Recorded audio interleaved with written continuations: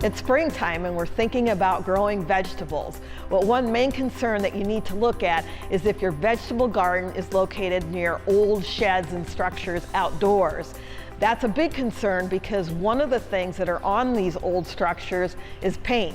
And paint could contain lead in it if it was built before 1978. Keep in mind that any structures that were built before 1978, there's a high probability that there's lead in the paint that was used on those structures. Lead paint was banned in 1978, so even though the structure may have been painted after 1978, that old lead paint is still there, and it can still flake off. And so when it flakes off, it can go into the soil around your vegetable garden area. And there's two concerns that you have to be aware of when we're talking about lead-based paint.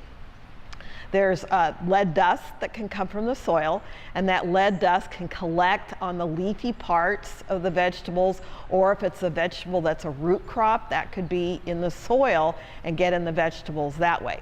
So things like vegetable crops like radishes, carrots, those can be a concern if there's lead in that soil. And things that are leafy crops like your lettuces and spinach, chard, things like that, can have lead dust in those leaves. So if the lead levels are high, you need to make sure that those things are not even grown in that area. And if the lead levels are low, make sure that those things are thoroughly washed. If lead levels are high, that doesn't mean that you can't grow vegetables at all. It just means that you can grow things that fruit. So things like tomatoes, peppers, eggplants, all of those are considered fruits, and those are well away from the soil area where lead dust could be. And so those are things that you could grow in areas where the soil lead levels are a little high. And the only way you're going to know that is to have a soil test done.